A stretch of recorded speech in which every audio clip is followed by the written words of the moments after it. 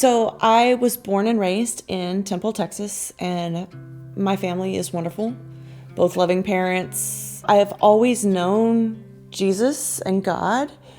So I think that that's one of my biggest problems of how I got so lost and went so dark so fast. I was introduced to methamphetamines right after I graduated high school. And the moment I tried meth for the first time, I was gone. I was lost. It was an automatic, just feeling I can't describe. I think that when I started smoking methamphetamines, your brain doesn't work right anymore. So you're not thinking right. It's not you. What is normal to you is not normal. It's so far off from normal. I just know that methamphetamines poisoned my brain so bad. To this day, I've been clean 5 years. There are still things at my job that I have to master. I have to make flashcards because my brain, my synapses, still had to find a new way to its receptor because I forgot how to do that. And I've literally had to retrain my brain how to do things. So you can be led by, some fairy tale, just facade. There's really no lead. You're just literally roaming around in the darkness. There's no lead. Actually, I would say you have no idea how bad this is going to get if you don't stop right now. Because my addiction did start at a very early age to alcohol and marijuana. But what I didn't know is the power that it had over me. Nobody wants to wake up and do drugs. You know, it's like you make that choice to use for the very first time, and then the addiction sets in and you no longer have a choice. I was basically using just to survive. I was in so much pain, and when I would use, the pain would go away. And so every day was my rock bottom. Every day I was saying those things to myself. I stayed in a cycle for a long time though. I really did. I stayed in a cycle for quite a while of just because I couldn't deal with reality, the reality of what was going on in the world. I was trying to medicate that reality. I didn't want to deal with anything hard, and prison.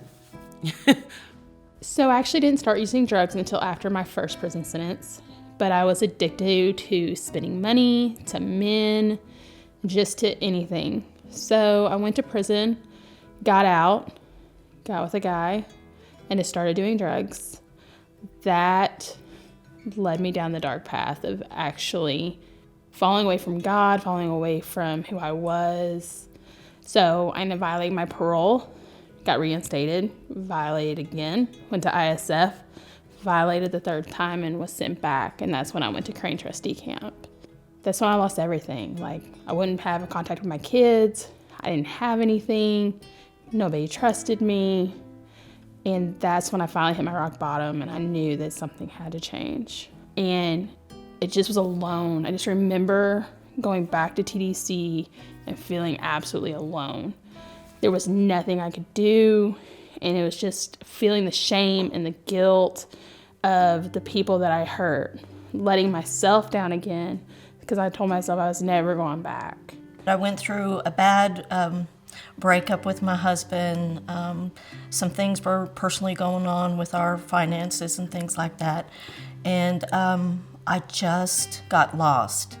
And you know, when you pick up and you turn that switch on, and I was literally 40 years old, and I started this binge drinking, which just progressed into nonsense. And then I got my first DUI in 2001.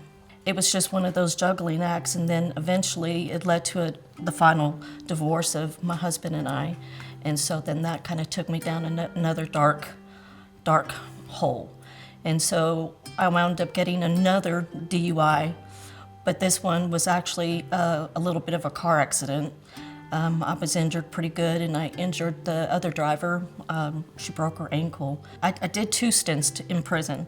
I stayed sober after I got out of Murray unit, stayed sober for quite some time, and then life took another turn, and I went back to drinking, and that led to another, they just weren't going to play with me anymore, and that's where I went back, and they gave me 14 years for that one.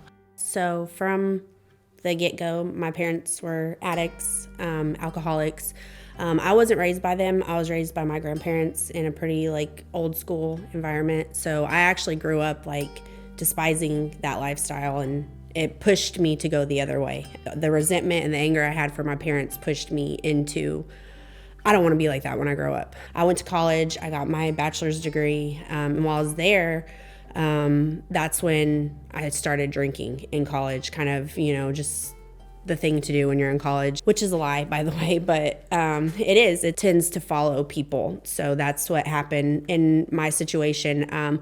I graduated in 2010 and I was working on my master's degree, still drinking and unfortunately driving. And so I was in a fatal car accident. I was the at-fault driver of a drunk driving accident. I hit a vehicle head-on, and a girl in the backseat of the car that I hit passed away. Like I said earlier, growing up, my dad was in prison my entire childhood, and so I really just hated a lot of people that were in prison for no good reason. I just had hate for them because, to me, that tore my family apart. And then I worked so hard to stay out of that kind of lifestyle. And though what I did was an accident, I caused that, and there was nothing I could do to ever get away from the truth that my choices took somebody's life and put me in a place that I never wanted to go. I never thought I'd go. I thought I had done it. I had overcome my family's, mess that they made, and that's not how it works. That's not how it works. So my son was murdered by MS-13 gang members in 2004, and I just started kind of taking pain medication that I already had available to me through an injury that I had, but just to kind of numb the feeling of that, I just started taking it more and more until I realized one morning that I couldn't function without it. I had, rough time growing up. I was molested twice by family members. Never got any type of counseling or anything for that. I just kind of kept everything in. And it bothered me all the time, but I never would seek out any counseling. I would just medicate myself with getting higher and higher and higher. And I kind of just carried that on into my abusive marriage. And every time I would get abused or something would go bad, I would just get high. I would just get so high to where I didn't think about it. Eventually, I did want to break away from that, and I did. And I separated from my husband, and I left, and I went back, and I left, and I went back, and I left, and I went back. And that is one thing I tell people too, marijuana will make you very tolerant of situations that you shouldn't be tolerant of. It helped me ignore all the red flags. Anything that would happen to me that would make a normal person, a sober person, run for the hills, I didn't do that. I was just you know what? I'm gonna get high. And I did that. And then, now I'm thinking, what was I thinking? I had to know this was not gonna go good or end good or, But when you're in your addiction, you don't think like that. But looking back, it's night and day or big red flag. You should have seen this coming. And I was in an abusive marriage for 8 years, and I did exactly 8 years in prison. So it's almost, to me, sometimes I feel like it's a year for a year. So my addiction story, I started drinking when I was 12, and it just gave me this thing that I thought I had missing in my life. When I drink, I felt big enough and tall enough and strong enough and pretty enough, and so every opportunity I could, I drank. And drinking led, of course, to other things. By the time I was 16, I had done some other types of drugs, and drinking took over my life. I tried to stop several times, could not stop. And then cocaine came into my life, an addiction, and that really took over my life to the point where I lived to get high, and that was it. And I also didn't think I was worthy of anything else. This is all there is for you. And so when things got hard, I would run. I did a lot of running. Addiction ran my entire life. I did things that I would never ordinarily do. And I hurt a lot of people. Started when I was 9 years old. My father was sexually abusing me, so I was taken away and put in 8 different foster homes. I met a guy when I was 13, he was 19, and he was a heroin addict. So at 13, I started using heroin, got addicted, and then my life went on a spiral after that of addictions and the crimes we did to support our habits. And during all of this time, when I was 16, I got pregnant. I had my daughter when I was 17, and I had her February 5th, and she died June 7th of SIDS. And I went into a mental hospital for 6 months because I cut both my wrists, started using heroin again. 5 years later, I got pregnant again, and I had 2 twin boys, and they weighed 2 pounds each. One of them only lived 29 days. I never even got to hold him. He died of spinal meningitis. Then I had my other son, Joseph, who is my miracle baby and my best friend today. But I started using again. I did an armed robbery in California with 2 people I had just met a week prior to that, and we came to Texas where we ended up doing another robbery, and we killed 2 men during the robbery. A week later, we left Texas and went to Denver, Colorado, where I turned myself in. And I had come off all the drugs I was on and just realized what we had done, and I ended up calling the cops. They came and picked me up, so I turned myself in. I waived extradition, came back to Texas, and was tried in 1980, where I got the death penalty.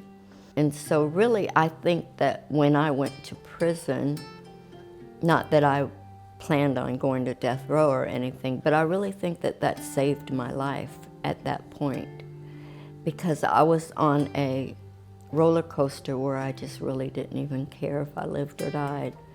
And it took me years to get over the death of my daughter. It was so hard. I had gone through foster care and kind of all the things that go with that in life, and I went through divorce.